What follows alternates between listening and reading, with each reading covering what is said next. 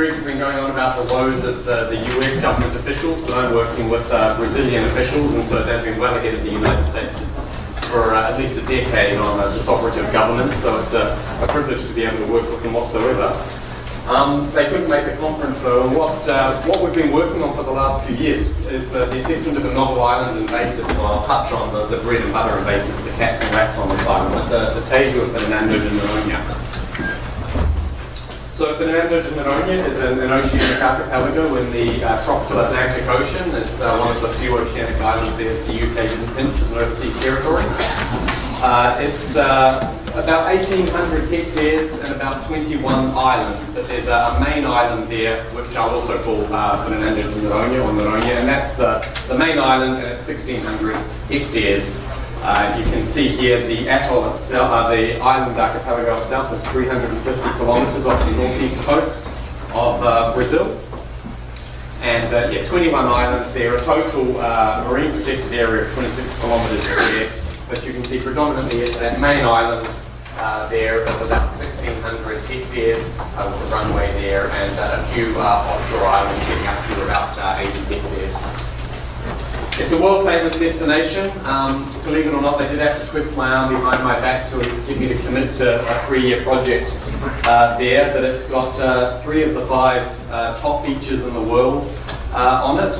So actually, as ecologists should appreciate this. Every time I tell someone I'm working there, they tell me how lucky I am to be working in paradise.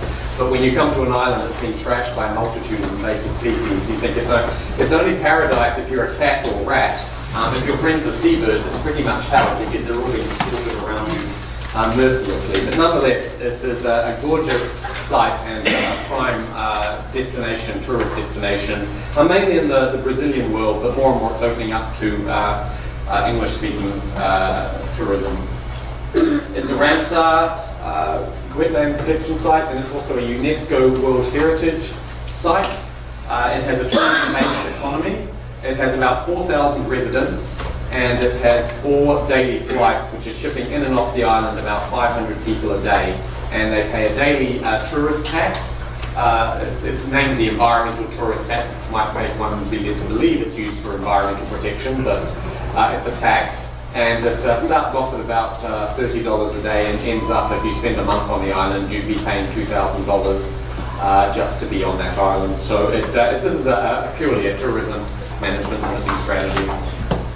The island's broken down into 2 levels here. There's the central inhabited area, which is managed at the state level by Pernambuco State, which is the poorest state in Brazil, but they have the richest tourist destination island attached to them, which might explain some of the taxation management strategies.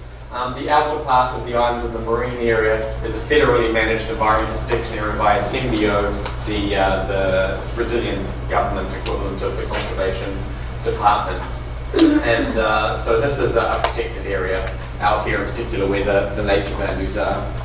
A number of endangered species, the Noronha Vadillo, the Noronha lanea, a yellow crab, which is also found on neighbouring islands in the Atlantic. It no longer has the species rat, which is a native rat. This is the closest genetic relative still found on continental Brazil. So this is one of those examples of an oceanic island like Christmas Island, where a charismatic rodent managed to find its way out there sometime in the distant past. But sadly, a fossil record only now went extinct within decades of the arrival of humans with ship rats and cats.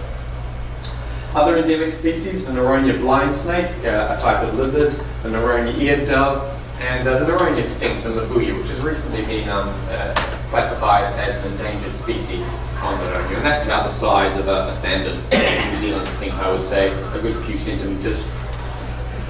Other charismatic seabirds, tropic birds, red-beaked tropic birds, white terns, black noddies. It's the seabird diversity hotspot in the tropical Atlantic. Also the magnificent frigate bird, the long-snouted dolphin, brown boobies, and masked boobies on the offshore islands, but only a small colony of them holding on the main island.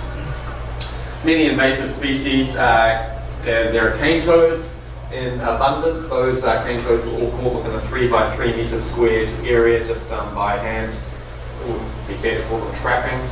It's got house geckos and tree frogs.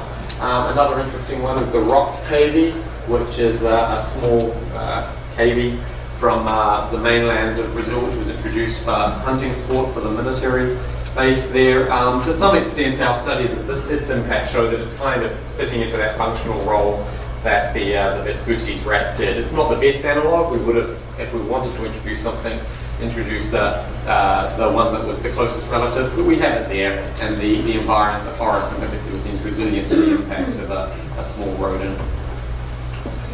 We have cats and we have rats, black rats and Norway rats. I'd like to point out that this cat here has been successfully part of a trap neuter release program. You can see the ear tag here, which shows that it's successfully contributing to trap neuter release, which has absolutely zero impact on its predation rate, because it's not the balls you have to cut off to stop predation, it's the teeth. Other invasive species. My colleague insists tourists are an invasive species on the island, but I think he particularly wants to say, no, it's the cat he's referring to here, which is feeding off populations of human tourists on the island. But I want to talk about the teju today, which is about a 3 to 5 foot lizard, which is CITES listed and found on continental Brazil and Argentina, but was introduced about a century ago to Fernando de Noronha. It's omnivorous. It has a strong ability for predation and competition. It's benefited from enemy release by introduction to Noronha. It's incredibly adaptable and incredibly resilient. Here it is feeding on some sewage that has escaped this fine tourist resort.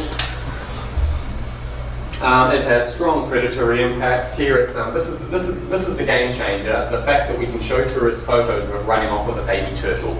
There's nothing. It's all about turtles and dolphin conservation on this island. If you're not a turtle or a dolphin, it's disinterested, but it breaks people's hearts to see turtles being eaten. But it's also taken a mabuya here, some baby turtles, and the Noronha blind lizard. So it's a typical invasive liveable diet. So we used a series of funnel traps, 12 of these around the island to capture the teju. They're a little silly. When they go down a pipe, they can't turn around and get back out. So it's a reasonably straightforward way of catching them.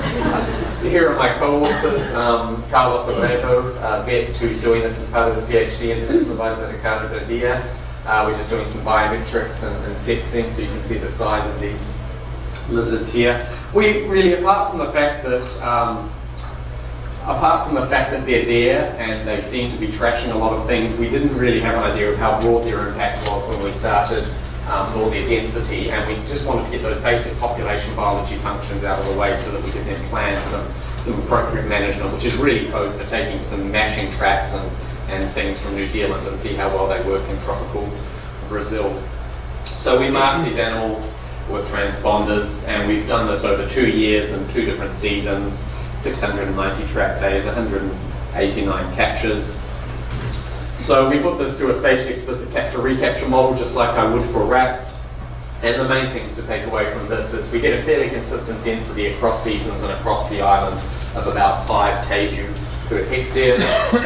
The radius, twice this value is the radius of their home range, so they seem to have a home range radius of about 150 meters. But very low capture probabilities. We suffered a lot from trying to get recaptures, so it's a very sparse data set, but nonetheless we've managed to coerce the data to give us some results. 2 minutes, James. Thanks. So just to finish off, I wanted to talk about the other work that Ricardo has done on cats. A paper just out, Biological Invasions. I think a lot of you doing cat management on inhabited islands will find interesting. Spotlighting across 7 transects, interviews with cat owners to get an idea of how many of their cats are neutered and how much they come and go. We estimated on this 1,600 hectare island there are over 1,200 cats, so an incredibly high density of cats. Most of those are being subsidized by humans, about 1,000 of them. There's only 200 left in the wild areas. And the population model showed that non-lethal removal as well as sterilization is leading the population. It's illegal in Brazil to kill a cat, so we have to use non-lethal methods, but those alone are insufficient. We've also been working on the rats over those same years and seasons, just using 12 traps, but we're estimating shipwreck densities there of 30 to 60 per hectare across the seasons, with small home ranges with a radius of about 20 meters on average. So thank you very much. Happy to take any questions or suggest you go to Paradise if you want an invasive species holiday. Thank you.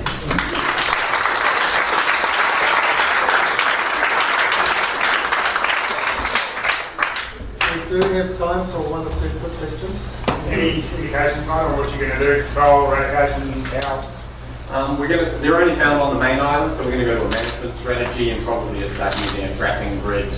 We just need to work on the bait because they're attracted to protein.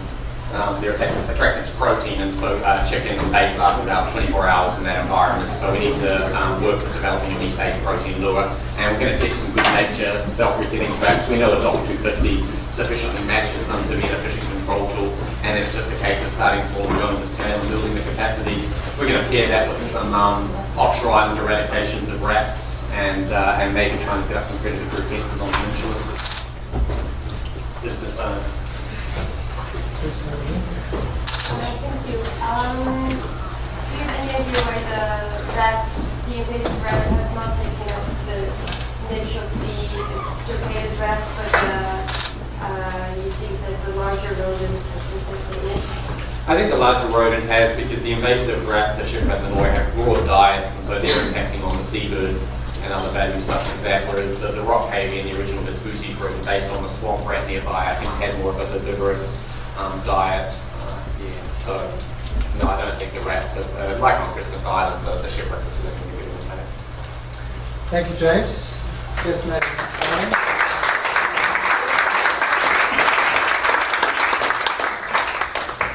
You want to shuffle around a little bit up here and let the people sitting down on the stairs get a seat.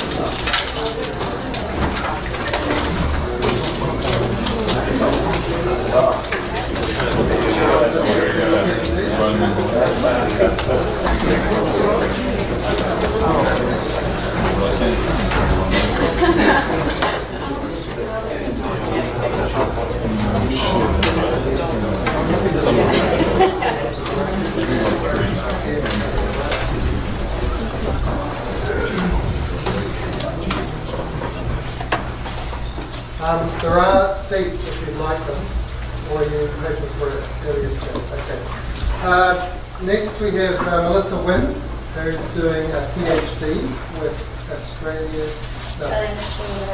National University. And she's looking at the impacts of black rats and giant gecko on Christmas Island. Fantastic, thank you. Hi everyone, thanks for the introduction. I'm going to present to you today the results of a large-scale manipulation experiment that I've run during my PhD by removing rats from tropical rainforest in Christmas Island. And I'm going to talk to you about the impacts, the interactions, and the management implications of this on the reptile fauna, specifically the endemic Christmas Island giant gecko. First of all, I'd just like to say I'm very grateful to be here. It's quite humbling to be around so many incredible brains. So very thankful to the Conference organisers. First and foremost, I'd like to thank my collaborators on this, particularly Christmas Island National Park. You've heard from Caitlin and Pete previously, who represents them. Without them, I wouldn't be able to do this project. They've been incredible in providing support. And a number of other funding bodies that I've had support from. So Christmas Island's undergone a huge amount of fauna extinctions since settlement in the late 1800s. We've lost 4 out of 5 endemic mammals. The last one left is a Christmas Island flying fox, and we've lost 3 out of 5 endemic reptiles, 2 of which, these ones on the left here, the blue-tailed skink and the Lister's gecko, are secured in captivity on Christmas Island and breeding very successfully, but we've lost the forest skink. In 2012, the last female died.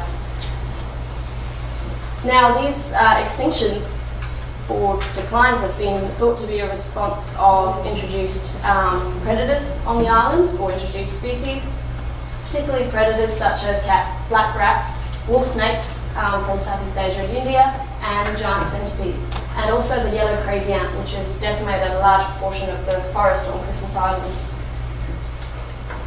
So the Christmas Island giant gecko is the last endemic reptile left in the wild on Christmas Island.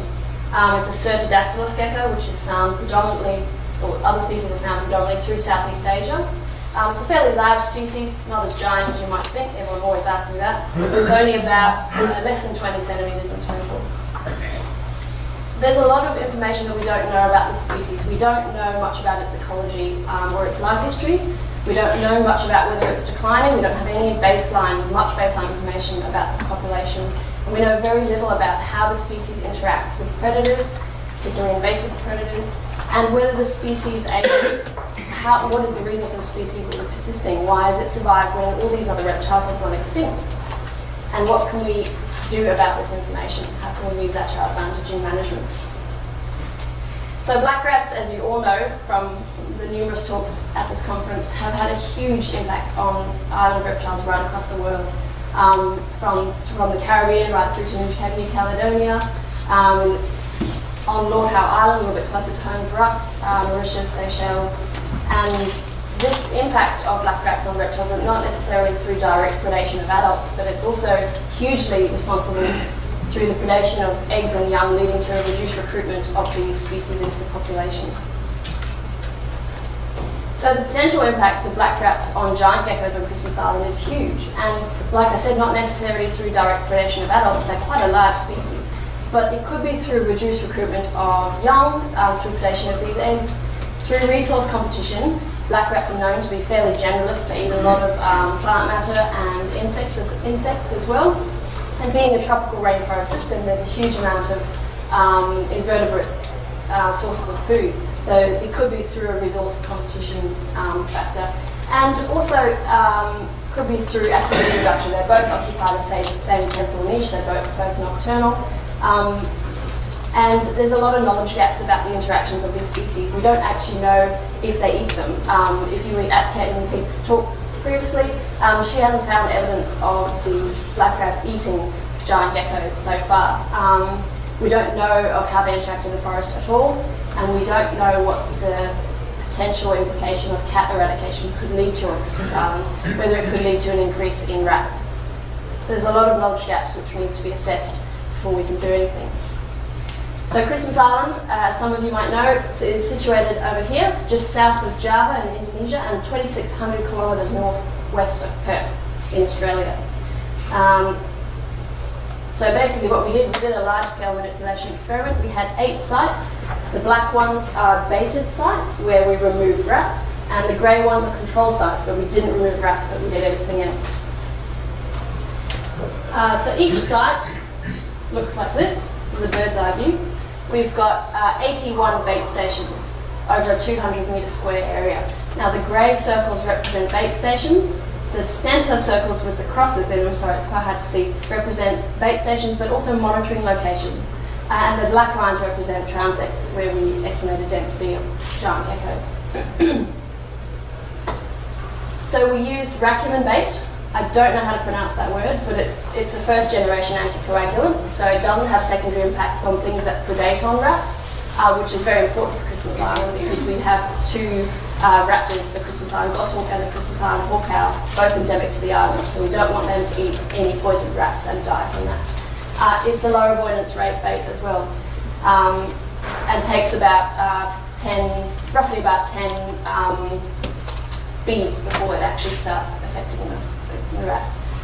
We had a lure at every bait station, coconut cream, just to bring the rats in. And the information we collected was the rate of bait uptake over 6 months as we baited continuously. We estimated rat and giant gecko activity using black trucker ink cards from New Zealand. We didn't use them in tunnels, we just stapled them to tree trunks. And we also looked at ages of geckos, so we wanted to figure out if there was the ratio of the ages. And we predicted that over time bait uptake would decrease. So we hoped that as rats died off, we'd have a really high drop in bait uptake. And in response to this, we hope to see that rats would decrease in activity and geckos would increase in activity.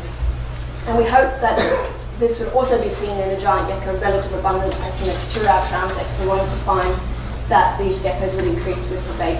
And we hope that we'd find more juveniles as a result of this through higher recruitment.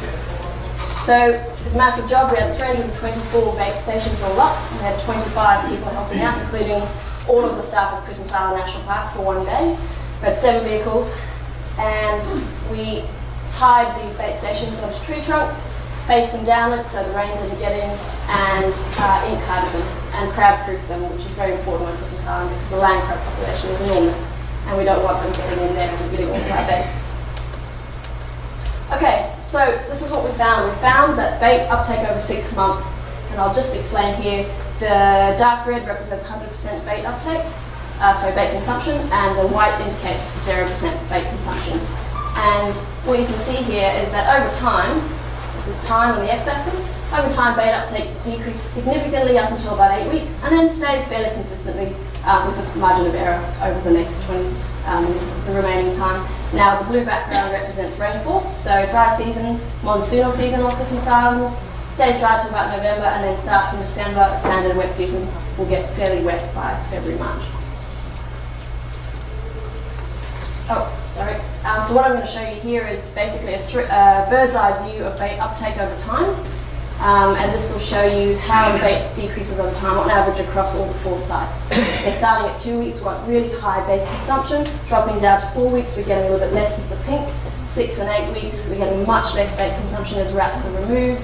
And as you get towards the 23 mark, you're starting to get very, very little bait consumption over time. And this is exactly what we wanted to see, which is great. But we don't know whether this is because rats are dying. It could be because they're getting shy, they're not actually liking the bait taste. So now we need to know whether they actually are being reduced. So we looked at activity of rats using ink cards. Now this is quite complex, so I'm going to explain it to you. In the background we've got the same figure as before, the bait uptake. Now the black lines, both the dotted and the solid, represent rat activity over time. And the grey lines down here represent giant gecko activity over time. Now this is footprints seen on these ink cards. And what you can see is at the 8-week mark, so just as bait uptake reaches its very lowest mark, and the rats are really, we hope the rats are really reduced, we've seen a dramatic drop in rat activity at 8-week mark, which proves to us that this is not just because they're getting shy of bait, this is actually because there's a hell of a lot less rats in that area. So that was great.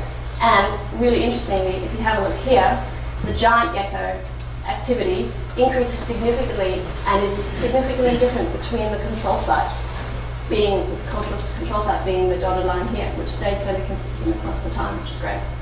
So that was really cool. We see the activity of giant geckos mirroring that of the activity of rats, which was very interesting. But this doesn't tell us anything about the numbers. This just tells us about their behavior and their activity. So that's what we wanted to look at next. But first of all, we found something quite cool. We found that forest bird activity increases too as you remove rats. Now this is only significant at the 8-week mark again. So the difference between the baited and the control sites found a hugely higher number of forest birds walking around on those ink cards. Okay, I'm going to speed up a bit. So then we estimated giant gecko abundance using distance sampling, which accounts for imperfect detection and gives you a good estimate of relative density. And this is what we found. We found in the dry season, on the left 2 columns here, when rats had very little food in the rainforest, we found that when you bait for rats, we get 60 geckos per hectare, roughly on average, compared to when we don't bait rats, we only get about 25. So we are doubling the number of geckos when we remove rats from the rainforest, which was absolutely fantastic to see. Unfortunately, in the wet season, when there's a hell of a lot more food around, we don't get this hugely significant response. There's a bit of a trend there, but it's not significant. Going to skip through this a little bit. Basically, it confirmed what we wanted to see. We didn't find any difference in juveniles. We didn't see very many juveniles, so because of the the model that we used, we needed more sample sizes of the juveniles geckos to figure that one out. We also found forest bird activity increases, which was a bit of an extra thing. So two take-home points from this. Removing black rats on Christmas Island benefits giant gecko populations. Now, an increase in activity, which we observed, can lead to more breeding, more feeding, more migration of the species, and an increase in density can lead to stronger populations. But this is not necessarily a predation response. So because we don't know for sure that black rats eat giant geckos, this could be something else. It's cut off the bottom of the page a bit, but it could be as a response to less resource competition. So less rats means more food for the geckos, so they might increase from that. But either way, removing black rats positively benefits the species. So because we did a manipulation study, just quickly looking about the reverse situation, if you increase rats in this scenario, potentially through the removal of cats by mesopredator release, if rats were to increase in response to cat eradication, this would potentially mean that giant geckos have less chance to breed, to feed, to migrate through that less activity. Could lead to less abundance through weaker population, and less juveniles would be recruited through into that population. Yes. Yeah, which can lead to an increased risk of extinction. And in conclusion, like I said, this predation may not be the reason for these changes. So, and one of the points I really want to make here is that because Christmas Island did used to have 2 endemic rat species, back in the 1800s, there were no other invasive species on Christmas Island. They only arrived in 1890.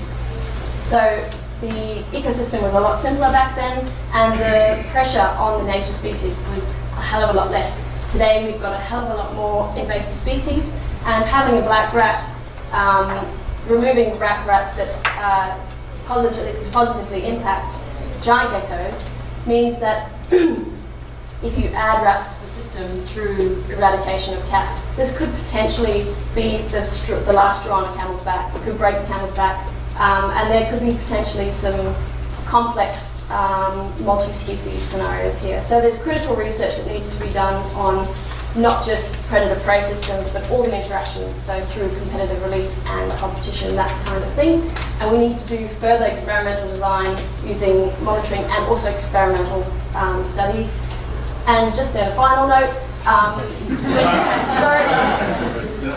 when it comes to eradications, we really need to think about multi-species approaches rather than doing one at a time. And that's all I've got to say. Thank you to everybody.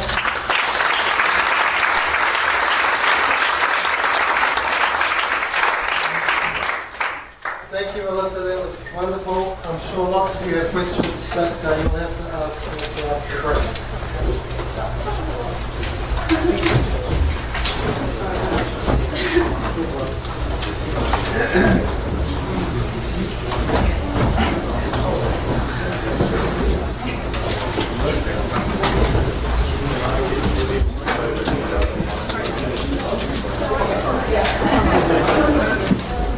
We have 1 minute, so find a seat.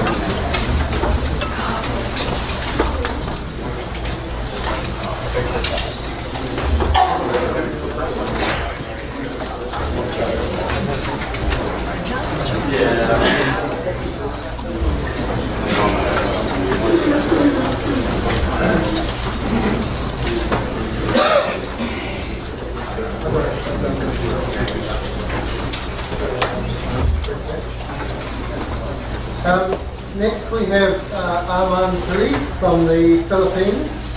He's studying at the University of Santo Tomas, and he's doing his master's on 6 alien amphibians that are present in the Philippines. Thank you. Hello, good afternoon. I'm Pili, and today I'll be presenting parts of my master's thesis entitled Philippine Biosecurity, Spatial Dynamics of Invasion and Distribution of Alien Products in the Biodiversity Hotspot Archipelago. So before anything else, I'd like to thank the following institutions and groups for making my research possible. Firstly, I'm going to give you a brief backgrounder on where the Philippines is, the Philippine amphibians in the Philippines, and most especially the focal species, which are the 6 alien amphibians. So Philippines is located in Southeast Asia. It's the second largest archipelago in the world and consists of about 7,641 islets and islas. And it's globally recognized for being a mega diverse country, and unfortunately, it's also a global biodiversity conservation hotspot. So a compelling example of its uniquely rich diversity is exhibited by its amphibians, which is among the most important faunas in the Indo-Malay region in terms of diversity and endemism. So currently, we have more than 100 native species of amphibians, of which 91% are endemic to the country.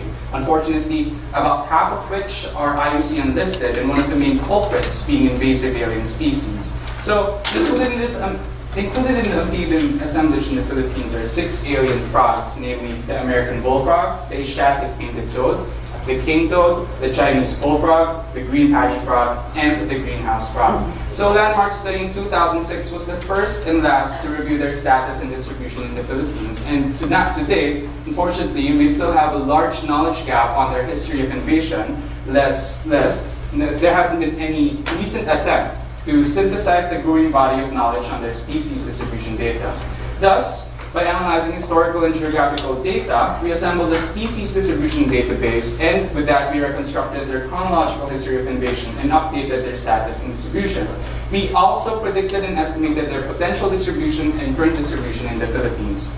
So, for my methods, invasion history defined refers to the historical, demographical, and geographical features of the species invasion process. So we reconstructed their chronological history of invasion based on historical and geographical data obtained from published, unpublished, and unpublished literature, and most importantly from natural history collections.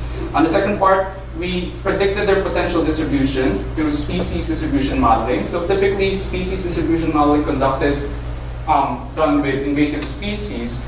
Typically, predictions are made based on ecological niche models fitted with data from the native geographic range of the species, and these models are then projected on the geographical space in order to predict which areas are suitable or can be invaded by the species. So in our study, we did 2 separate models, one being invaded range, I named the invaded range model, and the second is the native range model. So for the invaded range model, I used data that we collected from the Philippines, basically the assembled species distribution data, of course filtered and corrected for bias, and we used 8 environmental variables that are known to be ecologically relevant and has minimal correlation between each other. Then we used maximum entropy for picking these models, which is one of the premier statistical approaches in species distribution modeling, and we evaluated these models based on their area under receiver operating characteristic curve values, and predicted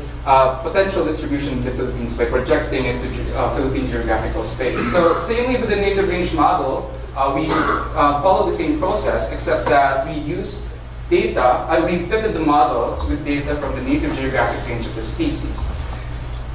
Then output goods were then transformed into binary maps of suitable and unsuitable areas based on a minimum training presence threshold. And for the last part, we estimated their current distribution, which are areas occupied by the alien species, conditional on areas of suitable habitat. So in estimating this, we conducted a Gaussian kernel density smoothing of all assembled species distribution data, and output grids were then overlaid on binary maps of suitable and unsuitable areas in order to delineate which among the suitable areas are occupied and unoccupied by the species. So for the results, the American bullfrog was first introduced in the Philippines in 1965, mainly to breed them for biomolecular research. Basically, we're importing specimens to America back then. But in 1980s to 1985, mass production shifted to breeding them for food resource, and it was actually supported by the government, but it terminated in 1985. This resulted to the establishment of breeding centers across the Philippines, though it's important to know that nowadays we still don't know if this species has indeed successfully established. The Asiatic painted toad was first detected in 2003, and it's believed that it has been introduced into the Philippines through the exotic pet trade or as a contaminant of exotic plant trade. The cane toad, so this is a moving picture, so here I have. The cane toad was introduced in the Philippines in 1934, samely as a potential biocontrol agent. And yeah. The Chinese bullfrog was first detected in the Philippines in 1993 and was believed that it was introduced alongside with the American bullfrog breeding program. However, it may have been introduced also as a contaminant of agricultural trade. The green paddy frog, which is the first alien frog in the Philippines, was first detected in the late 1800s and was believed to be introduced as a contaminant of agricultural trade. The greenhouse frog was first detected in the Philippines in 2014. And as usual, just like in Hawaii, it's believed to have been introduced as a contaminant of exotic plant trade. And believe it or not, only 3 weeks ago, my advisor was able to find a new population of alien frog in one of the campuses in the country. So we haven't really identified it, so it's a potential microhylid species. So in a nutshell, I was able to assemble a total of 644 species distribution data, of which 105 are first reported in this study. Most of the obtained data are from published literature, but significant portions of which are also from natural history collections. Looking at space-temporal patterns of their spread, especially for the Asiatic-tailed toad, the cane toad, the Chinese bullfrog, and the green paddy frog, we observe that they follow the stratified diffusion process of spread. Obviously, human-mediated germ dispersal is play a pivotal role in their spread. And this only implies the need for increased biosecurity in each island in the Philippines. Hopefully that happens sooner or later. So, species distribution models showed fair to excellent predictions. So this is the prediction for the invaded range model and native range model of the American bullfrog. There is some relatively slight difference between the predictions of the two models. So this is for the Asiatic-tailed toad. So encircled in red are areas that have contrasting predictions between the two models. Now this is for the cane toad, where in the native range model predicted that almost all of the Philippines has typical climate suitability for the species, whereas the invaded range model predicted some parts of north and southern Philippines to have low climate suitability. For the Chinese bullfrog, parts of central and southern Philippines was predicted to have typical to high suitability by the native range model, which is not for the case of the invaded range model. For the green paddy frog, native range model predicted almost the entire Philippines to have typical to high climate suitability to the species, but in contrast, the invaded range model predicted most of north and south of the Philippines to have low climate suitability to the species. What's very interesting is the prediction made by the models of the greenhouse frog, where an invaded range model only predicted urban areas to be climatically suitable, whereas native range model predicted almost the entire most of the Philippines to have high climate suitability. However, it's important to note that the predictions made by the invaded range models of the American bullfrog and the greenhouse frog should be interpreted cautiously, mainly because of the limited data that we used in it. So for further analysis, I didn't include this. Now these are the maps of suitable areas in the suitable areas based on the models. So looking at it, it's noteworthy that the native range models predicted a broader range of suitable areas. This is some possible explanation would be that the invading populations in the Philippines hasn't really reached full environmental equilibrium and is still continuously spreading, especially in hard to reach places. And then it's also important to note that for the American bullfrog, the cane toad, the green paddy frog, and the greenhouse frog, both native range models predicted that almost the entire Philippines are actually suitable to the species. So these are the maps of estimated current distribution. So we found that cane toad is already distributed pretty much all of the Philippines except for a few islands, such as Palawan Island and the northernmost island of Batanes. It's important to note that we also found the cane toad. There are records of cane toad in the southernmost island, which is just 100 meters offshore offshore from Borneo. This one is, and the Asiatic painted toad, on the other hand, has the most narrowest distribution amongst the analyzed species. Just a short discussion. In the Philippines, in 2013, PAVI found that we don't really have existing mechanisms regarding invasive species management. So in the same year, we tried to, the government tried to draft a national invasive species framework, and this framework recognizes the urgency for in-depth and science-based applied invasive research on invasive species, and our study is a direct response to this.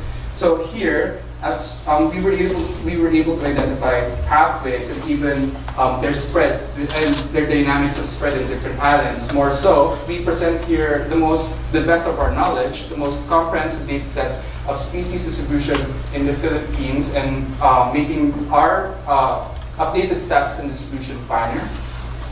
Our generated maps and models of potential and current geographic range are essential components of geographic risk assessment, which is one of the fundamental components of contemporary biosecurity practices today.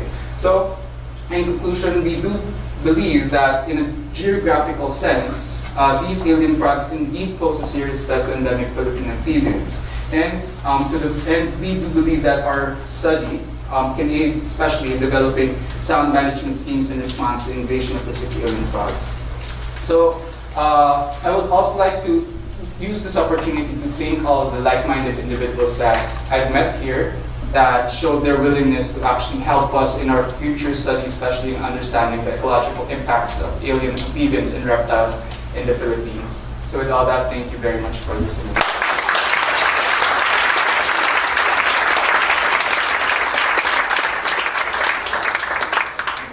Thank you, Hans. We have time for a quick question. Question at the back. I'm going to do a lot more eating. Can you just yell? Yeah. Hi.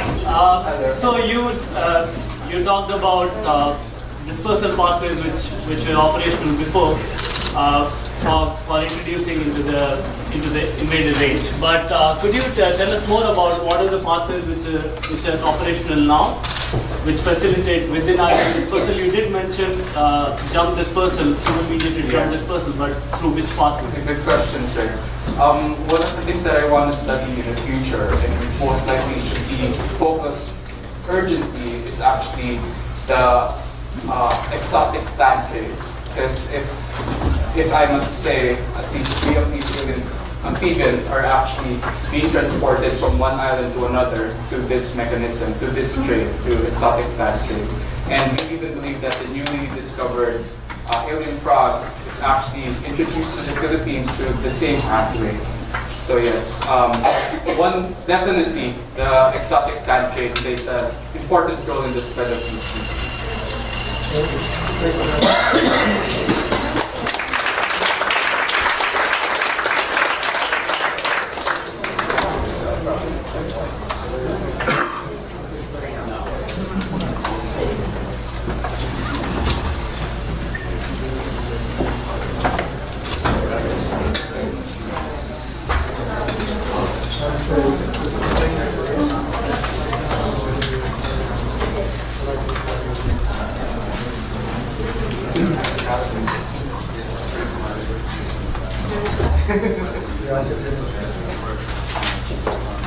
Next we have Alba Montes from Spain, who works for the IBIZA Island Council, and she's doing her PhD on invasive snakes on Ibiza.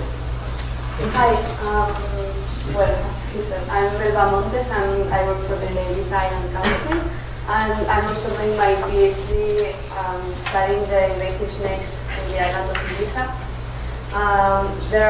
They are invasive, so we are comparing the natural history traits of the invasive population to the source population to try and find the keys for the invasion success.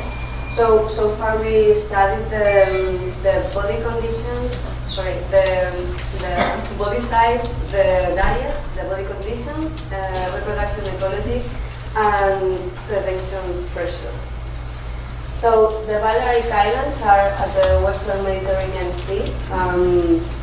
They are within,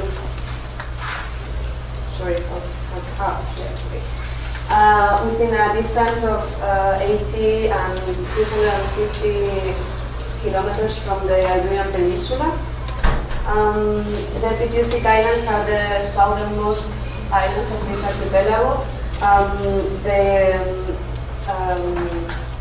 Ibiza and Formentera form the Pitisic Islands, and they hold the endemic lizard, the Ibiza wood lizard, Podacus pitusensis. So, as different cultures colonized the islands, many animals were introduced to the Pitisic Islands, but no snakes. So, they were the only Mediterranean islands that were larger than 75 square kilometers without snakes until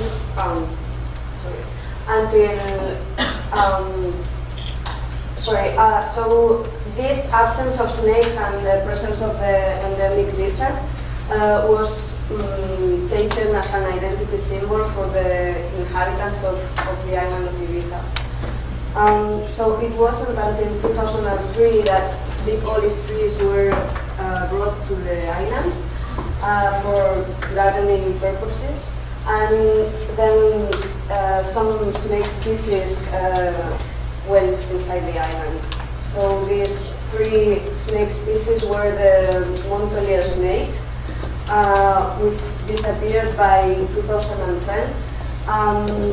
The ladder snake, which maintains a stable but small population in the island of Ibiza, and the horseshoe whip snake, which has quickly invaded the island, and it's occupying more or less 2/3 of the island. So we are focusing now on the last one because it's the most successful invader. So the island of Ibiza has an area of 570 square kilometers, more or less like Guam. The maximum altitude is 480 meters above sea level, and the yearly rainfall is 400 millimeters, and the mean temperature 18 degrees Celsius. So the landscape is formed by a mosaic of 2 habitats, mainly pine forests and cultivated lands, and with scattered patches of scrublands. And the wall rocks are throughout the island. They are a perfect center for lizards and now for snakes. So between 2014 through 2017, we studied more than 500 specimens, all of them coming from the invaded area that more or less is this, as you can see here in this map. So what we did find in this year, 2017, we found this huge snake. It's like 190 centimeters. It's almost 6 feet. The weight was 1,400 grams, which means an increase of 114 in the maximum total length described for the species and 213 in the maximum weight. So we are really finding a trend towards giantism.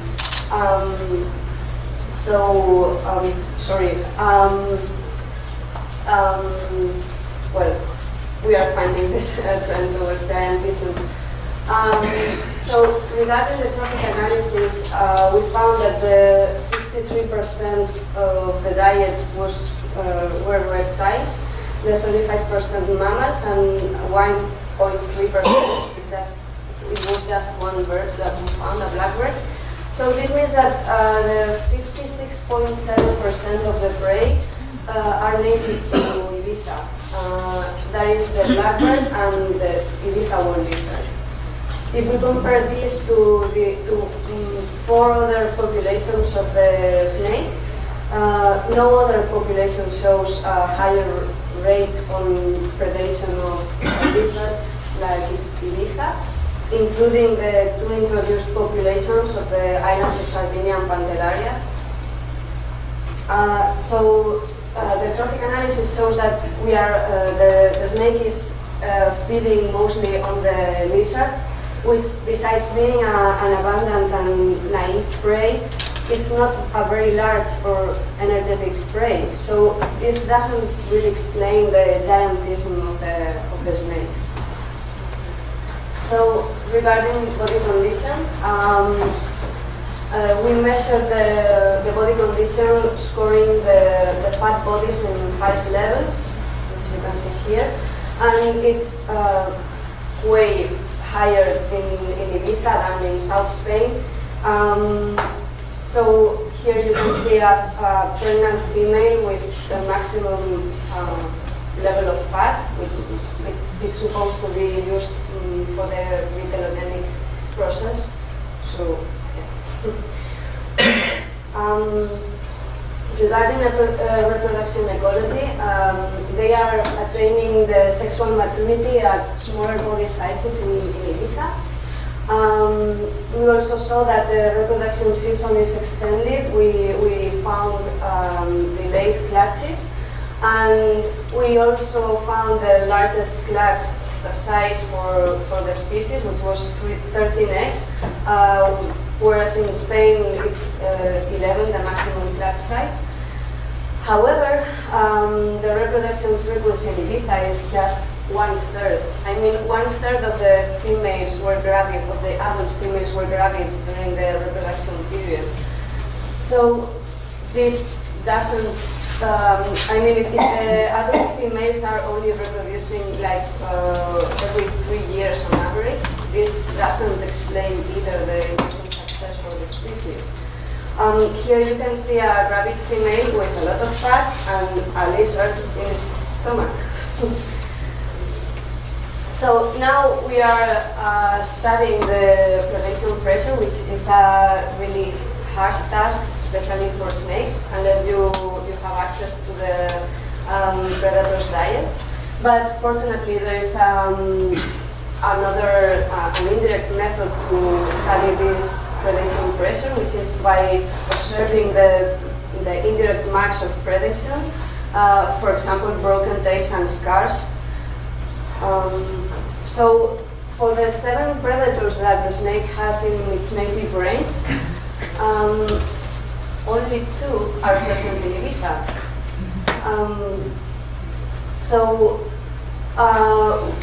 In fact, we are only finding really much less broken tails and scars in the bodies of the snakes in Ibiza than in the source population. So we suggest that the key of the invasion success is explained by the enemy release hypothesis. So we think that the snakes are really under a very low predation pressure.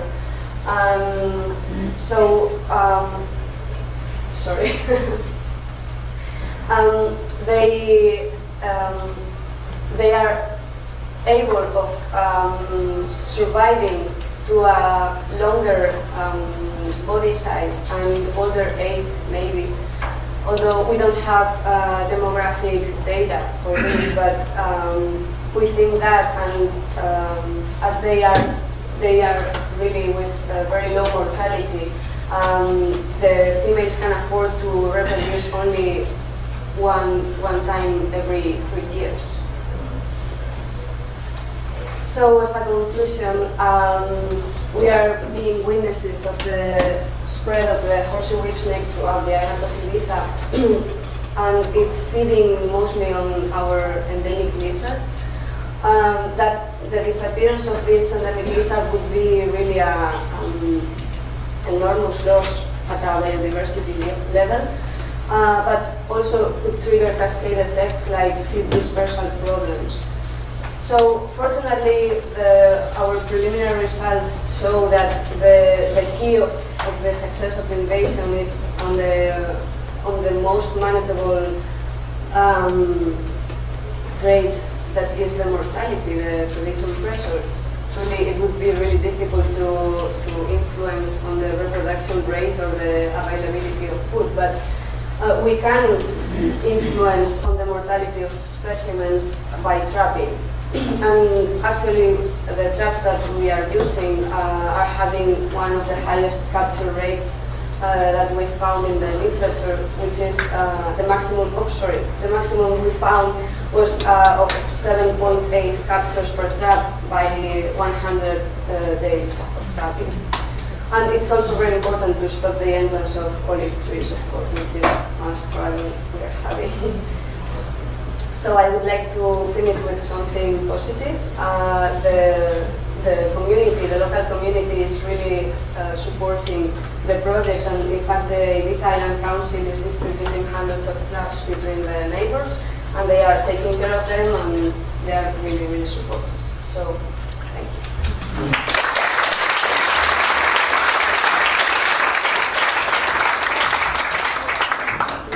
We have time for a quick question.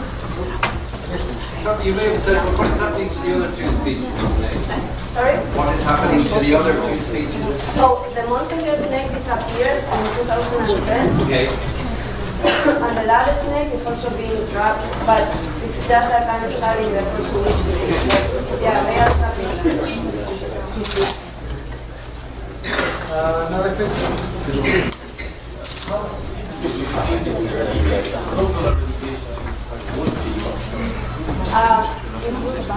I mean, eradication, I think it's nowadays impossible, but we could really stop the spreading of the population and lowering the numbers of the population if we place far much more traps than we are. Someone is only one, for example, but only them spreading mountains to the base. What would be at risk in the Balearic Islands? What would that? What, sorry? Which species would be at risk from poisoning with bait? Mice, poison bait? Yeah, I don't know. Maybe cats also, but it wouldn't be a bad thing, right? Yeah, but we have also Think about. Geneta, hedgehogs. Yeah. They are not native to the island, but Yeah, there. Thank you.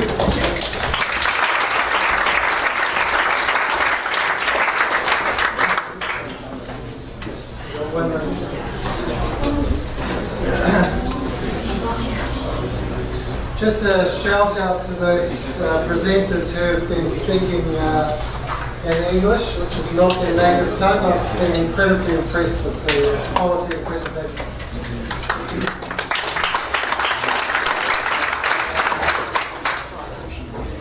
We now have Shane Siers, who comes to us from the USDA in Hawaii.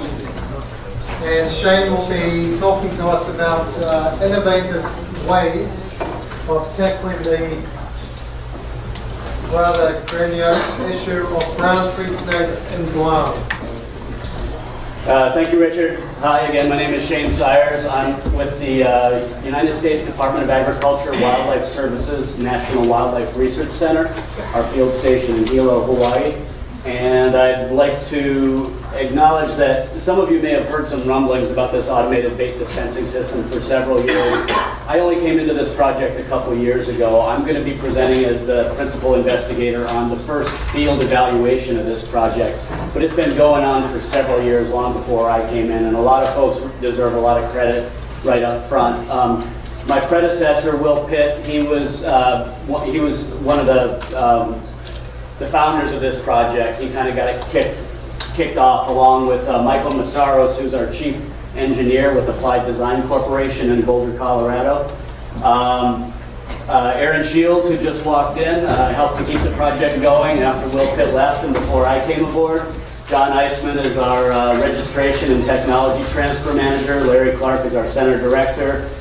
Craig Clark with our Wildlife Services Operations Office, currently in Hawaii, but he spent 20 years battling brown tree snakes on Guam before going to Hawaii. and he was one of the investigators in a previous project I'll mention. Currently, Robert Gosnell, are you here, Goose? Yeah, he's back there. He's the Guam State Director for Wildlife Services, and as this technology transitions out of research and development, it's getting turned over into operational hands, so Goose will be the one managing its implementation. And with that, yeah, I'll get started here. So the brown tree snake, I won't spend a lot of time on background. If you're in an invasive Herps session, you've probably heard of the brown tree snake issue. Introduced probably back in the 40s and 50s with the shipment of military equipment throughout the Pacific. Quickly, well, after a long lag period, starting in the 60s, started to spread throughout the island. By the 1980s, it had reached just about everywhere on Guam, and basically extirpated almost the entire native forest avifauna. They are a arboreal predator, and hence the tree snake. And I do want to mention one thing about their feeding ecology. There's a pretty pronounced prey shift between when they're small snakes. As they get larger, they go from feeding almost exclusively on small lizards to shifting to birds and mammals, and that'll be a little bit important when I talk later. But it's had devastating social and economic impacts on the island. Well, not devastating, but very costly. And has had great ecological impacts. So this is what Guam looks like, 520 square kilometers, about 2/3 of the way from Hawaii to the Philippines. Our objectives with landscape scale suppression of brown tree snakes are to reduce the damages that they cause, to improve interdiction, meaning reduce the amount of potential snakes on Guam that might accidentally get shipped to other snake-free islands, and hopefully to be able to recover some native ecosystems. So the challenges are, Guam's got some remote, harsh terrain, and it's an arboreal snake. How do you get the bait to where you want the snake to feed? And also, brown tree snakes are pretty cryptic, and their detectability level is really pretty low. So there are a lot of challenges with some of the traditional ways of trying to manage invasive species. So some of the advantages we have to work on here is not terribly typical for snakes. Brown tree snakes are willing to take carrion. They are the garbage dumps of snakes. It's amazing what you'll find in snake stomach in brown tree snake stomach contents. And Guam has the advantage of having very low non-target risks. There are no native mammals. And yeah, so some of the potential solutions, or some of the steps towards the solution for brown tree snake control. National Wildlife Research Center has demonstrated that acetaminophen, an 80 milligram dose of acetaminophen or Tylenol or paracetamol, a child's dose is 100% lethal if you can get a brown tree snake to ingest it. Even if they later regurgitate the bait, they still die. And it's relatively humane. Typically, I don't have time to get into the details of that. To be able to hit all these habitats, the only workable solution is going to be an aerial solution, because there are parts of Guam that you just can't get boots or tires into. And one of the things that's necessary for it to work is canopy suspension. We want the bait to hang up in the canopy where it's available to the brown tree snakes, but not available to non-targets. Doesn't fall through to the forest floor, where it could be taken by rats, crabs, ants, things like that. So we worked down this path towards aerial application of toxic baits, and in a previous project, Brian Dorr, Craig Clark here, and Pete Sabry, from August 2013 to December 2014, they hand-assembled these baits. This is a crop duster streamer. They took individual mice, inserted the acetaminophen tablet into the mouth of the mouse, glued a foot of the mouse onto the little cardboard thing here, and then dispersed these out of the helicopter over the forest manually. They treated two 55-hectare plots, 8 drops each at 36 baits per hectare, and an index of snake abundance that we use to track snake activity dropped dramatically after these, down by about 80% after repeated treatments. So this was a proof of concept that snake abundance can be depressed by aerial application of acetaminophen-laced baits. But the authors of this study concluded doing all this by hand is going to be impractical over large scales. So what we needed is a automated system for bait manufacturing and bait delivery. So Wildlife Services and the National Wildlife Research Center, we conducted the research and development, kicked this project off. Applied Design in Boulder, Colorado provided our engineering services and the true innovation and intellectual property behind the system. And this was primarily funded by U.S. Department of the Interior, who provided the impetus and the sponsorship for this project, and including Fish and Wildlife Service underneath them. And Earl Campbell's been instrumental in kind of fostering this technology along through the many years. So here's what we have. This is the automated bait manufacturing system. So this is a bait cartridge. I brought some props here. If you could pass these around. I'd like these back at the end because I don't have many spares, but that's one that didn't deploy. Sorry. Yeah, there are no mice in them. There's no cinnamon in them. But basically, you put the dead neonatal mouse into these prefabricated paper trays. That gives the spacing. Put them on this conveyor belt. It goes through this system. It glues the mouse to the cartridge. It glues the acetaminophen tablet to the mouse, and then it punches this little clamshell out of the paper tray that it's on. Then it all goes over to the winder station, where this paper tray is closed. The ribbon is wrapped around it, and the outer cardboard tube is punched over it. Once it's in its complete form, it goes to the third station here, where it packages them into cartons of 900. Then we go to the automated delivery system. So this is the unit that gets mounted in the helicopter with the 4 magazines. There are 900 cartridges per carton. 1 carton goes into each magazine. With 4 magazines, you now have 3,600 cartridges per load. The 4 firing units here will fire the cartridges at up to 4 cartridges per second. And at the current maximum labeled rate for applying these baits of 120 baits per hectare, you can treat 30 hectares in 15 minutes of flying time. This is all operated by a computer payload management system. It's got a couple different modes here for mission planning. You can set the application rate. The software automatically adjusts the ejection speed based on your ground speed so that you're getting the actual application rate you want. Currently, the payload manager toggles the firing on and off manually, but we're looking to get that automated. This will record your flight paths, monitors the cartridge supply. You'll see down here when your bars start to get low, you see your magazines are coming empty. And there's a heads-up display for the pilot, a fly to line, to make sure he keeps on the map line. So you just make sure that the yellow line matches up with the white line and is right where we want him to be. This is how it happens on the ground. This is Michael Massaros, the chief engineer. So each each carton goes into each magazine, gets folded closed. There's a retractor belt that pulls the cartridges to the ejector chute. 4 magazines get loaded into the helicopter, and there you're ready to rock and roll.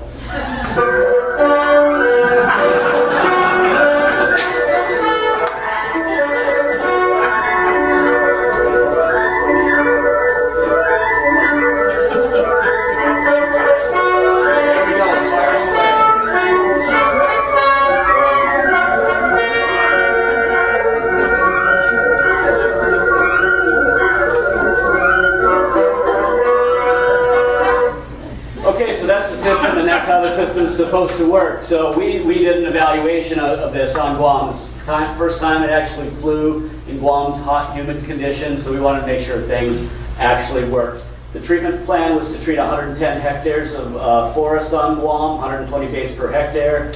That's 3.66 payloads for each coverage, and we were going to do 2 coverages, 2 applications. The objectives were to evaluate the ADS performance, and then evaluate the bait spacing and bait coverage on the ground, and what happened to the baits. So, 2 minutes. Oh, and you wow. Sorry. You got teams on the Anyhow, the first application, the first week was Murphy's week. Everything that could go wrong did go wrong. We had problems with bait ejection reliability, and we had problems with the cartridge actually coming out. So these were our flight paths in the first week. For the second application, through a lot of ad hoc field engineering, we got the whole area covered in 2.5 hours of operational time, and with really good coverage here. So we did bait spacing. This is where the baits fell along the optimal transects. We got the spacing we wanted. We had one bad fly here. Other than that, really online, and really there's a lot of scatter here, but it averages out to about the 9-meter spacing that we were shooting for. We tracked the baits by putting transmitters in some of them, and we tracked how high they hung up in the canopies. Of the 51 baits that had transmitters in them, only 3 were taken by brown tree snakes, but there were 9.6 baits out there per estimated number of snakes in the area. So at 5.8% of the baits being taken, if we assume that there were 25 snakes per hectare, which is reasonable for Guam, then we think at that same proportion, 1,552 snakes in this area, or about 56% of the snakes in the area would have taken the baits. Through on-the-ground monitoring, we see this is takes of baits from bait tubes beforehand. The reference area and treatment area really tight.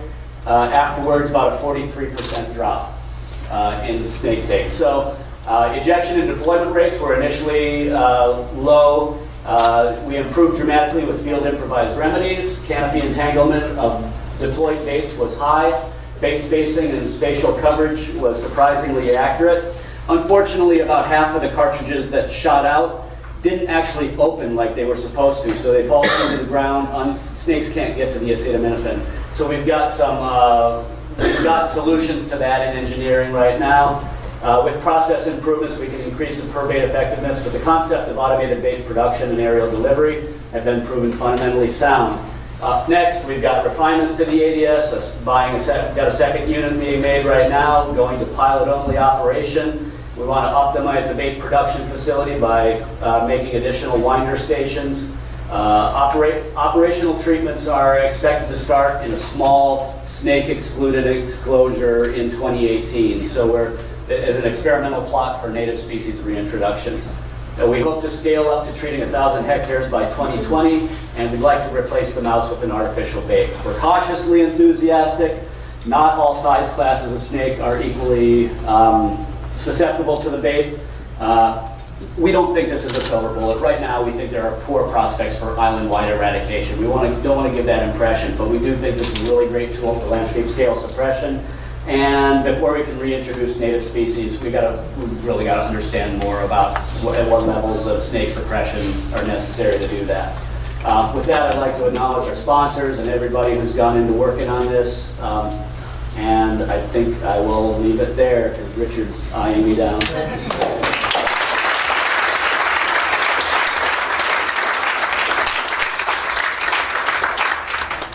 Really fascinating stuff, Shane. Thank you very much. I think we all wish we had that level of science and engineering behind all of our projects.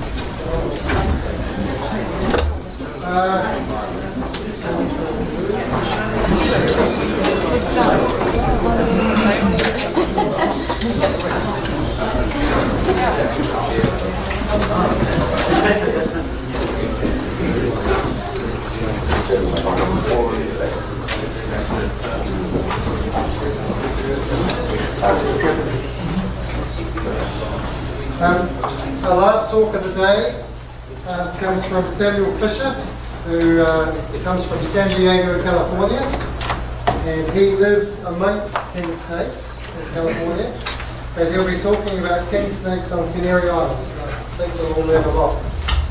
Thank you, Samuel. So I'm talking about the rapid ecological adaptation of the California king snakes once they got to the Canary Islands. So that's an island without any native snakes, much like Ibiza in Spain, but Canary Islands is also Spain. And so just a little bit of background on snake evasion. There's been no published successful snake evasions that I know about, at least, and looking through the literature, I haven't seen anything. So we just heard about on islands, the brown tree snakes are really bad, and also on Ibiza. the mainland for America, we have Burmese pythons, which are going through the Everglades and eating a lot of the animals there. And globally, we have blind snakes, which have spread across a lot of the Pacific, and we have no idea if they have any impacts or what their impacts are. And so, just some background on the issue in the Canary Islands. Since the late 1990s, the California king snake has been there, and they were believed to be released via pet trade, so it's not like someone was bringing in trees from California and they know. It's more of a people keeping them as pets and then either letting them go or they're escaping. And so one of the things about the California king snake is they have a lot of different color morphs, and they also have albino ones that are in the pet trade. So here you can see all the different color morphs. And in their native range, they're from the west coast of North America, from Oregon to the tip of Baja, California. And so one of the kind of important things we're looking at is San Diego is at a latitude of 32 degrees, and Gran Canaria in Spain is only at 28 degrees, so it's more heat in the environment, so we also kind of wanted to see if that had any effect on the snake. And when we went to look at the native range for California king snakes, we could barely find anything despite them living in a first world country next to tons of people. And so it was mainly a lot of going through museums and trying to get more information. And so in the Canaries, they're eating in Gran Canaria, they're eating the 3 types of endemic lizard. They're eating the Galodia, which is that one, which is a big pollinator for the island. So there's a lot of consequences if that goes extinct or its population declines a lot due to snake predation. And so the Canaries, I didn't include a fancy map, sorry about that, is off the west coast of Africa, which is kind of surprising because it's close to Africa, but no snakes have ever really made it to the Canaries. And so here you can see their stomach context, that's from the alien paper. So 60% of their diet is the Galodia, which is that herbivorous lizard, and then the other main big percentages are the other 2 species. So then in Gran Canaria, Galdar and Telde are kind of the epicenters of where the snakes have started to come out from. And also on Tenerife, an adjacent island, they found 7 specimens. And so here in 2015, you could see the amount of captures they had. It's kind of all around the island. And then a few days ago, here's that same map, and you can just see how many more captures they had, and also just how far they've spread from kind of the Telde and Galdar areas. So for our methods, we went and looked at a total of 1,500 snakes from different museums all across California. And we measured different life history traits like tail breakage. We were checking for age because one of the big things we found, you'll see in the graph later. And we also used length and weight data from USGS pitfall traps. So that was 780 specimens. Those were caught in the native range and released because they were part of a project to look at the snakes there. And we compared that with 668 Canary Island specimens from Telde. So the methods that the Spaniards are using in Telde, they're using foam traps and drift fences, board traps where you just put a board down, check under it, see if there's a snake, visual surveys, walking around trying to find snakes. They're using raptors and falconry, which is kind of interesting to try and get the raptors to catch snakes, and they're also using dogs to try to find them. And if you look over here, you can see some of the environment on Gran Canaria. And here is the environment in San Diego. So looks really similar. Here you can see the traps they were using in California to catch them. And then, so for this, we calculated the top decile of the adults. So those are things that were greater than 600 millimeters, or 60 centimeters. And in the native range, which is red, we saw that there was a bimodal distribution. So we're getting a lot of young snakes and also a fair amount of larger snakes. However, in the Canary Islands, it was mainly these larger snakes that they're finding. And so this is probably due to a lack of predation. A lot of the big snakes aren't really getting eaten. However, it doesn't really explain why we aren't getting small snakes. So that could either be sampling or it could just be due to, there is some predation in the Canary Islands that we don't know about. And one of the things to note is the mean SVL for the top decile wasn't really different. They were pretty similar in length, so we see that in that way they haven't really changed much. And looking at their body condition, you see that the Canary Islands here is in blue. There are some pretty heavier snakes on the outliers. And looking at the top decile for snakes, we can see that in the Canaries they're actually 23% heavier. So not longer, but just heavier. So that suggests that they're either doing less work and they're able to conserve more energy, or just that they're eating a lot more and they're a lot healthier. So and that's one of the big things was the weather comparison. Because the Gran Canaria is lower, it does get warmer, as you can see. For the averages, it's a little bit higher. But one of the big things is that it gets substantially less cold throughout the years, which could remove some of the seasonality for the king snakes. And so just if there's more energy in the environment, it's possible that it could translate to more eggs for them, that can lay them earlier, and they just have a longer activity period. So here is the phenology of reproduction. And something to note is that there were 144 gravid snakes in the Canaries that were farthest what we looked at. In the native range, going to 1,500 museum specimens, we can only get 38. And so that's 144 out of the 600 snakes. So what you can see here is that March is when the Canary Island snakes kind of start to become more gravid, versus for the native range, it only starts around May. And so we think that's probably due to more heat in the environment. Or just because they have more prey and there's lower predation. So the big thing is that 57% of the canary females were gravid versus 10% that were in the native range. And here's just a clutch size comparison. So one of the biggest things that kind of we saw is that the Canary Island snakes had a clutch size of 28 eggs versus our maximum that we found in the museums, which was only 11. So that's quite a big increase, and we're not really sure why that is. One thought is that it could be because they're in the pet trade and being bred for that, but looking at some of the papers published on that, it doesn't seem like they were able to really have that great of an increase. Whitehall paper from the 80s talked about that.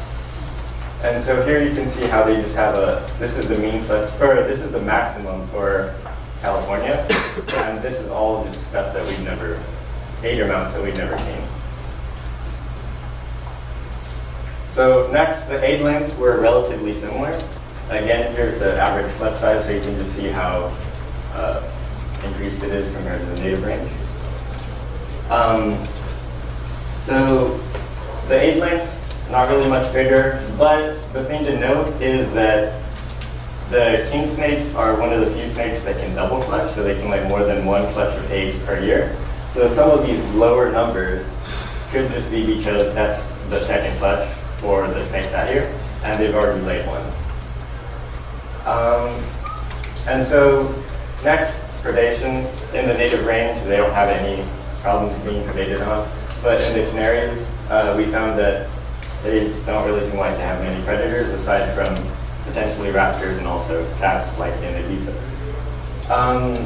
But they do have a lot higher frequency of tail breaks, and that could mean either defensive wounds from eating the Galodia, or because it's a relatively big lizard so it can fight back maybe, or it's just that there is some other predator that they're escaping that's not in their native range. So kind of in summary, adults are around the same size in both locations, but the higher masses in the Canary kind of mean that, or it makes it seem like they're healthier. And it's mainly adults found in the Canaries, so there's this big lack of young snakes being found, and we're not exactly sure why that is, but we hope to figure that out.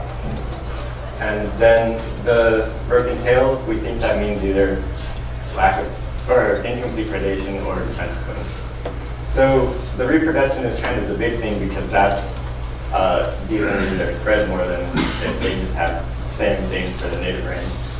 And so we can see that they're becoming gravid earlier. They're having much higher rates of being gravid, and that their clutch sizes are much larger than the native range. And so even though they have much more eggs, they're not longer, so they must just be getting a lot wider. And here's that picture. So we don't know why the king snakes have kind of increased so much once they were put out into the Grand Canary. And so here's what's being done. The Spaniards are trying to trap all the snakes because it's pretty easy to see the dangers they possess for the ecosystem there. And it's hard to get rid of snakes, as we've seen, like, they're just hard to deal with. And getting rid of the females would be the biggest thing because they can lay a lot of eggs currently. And one of the things that I was trying to do mainly is understand their life history better so that way we can compare and contrast and help figure out more or better ways to deal with them in their invasive range. So some of the questions remaining are, what's the population and what's a kill rate to get down to 0? Finding novel new ways to get rid of snakes, maybe using gene drives if that's feasible, or just other ways, maybe trapping more, going out and doing more. And then how to keep the snakes on the island and spreading to the adjacent islands. Even though they already seem like they're on Tenerife, just trying to stop that and just the biosecurity needed to prevent all this. And these are who I'd like to acknowledge. Thank you very much, everyone.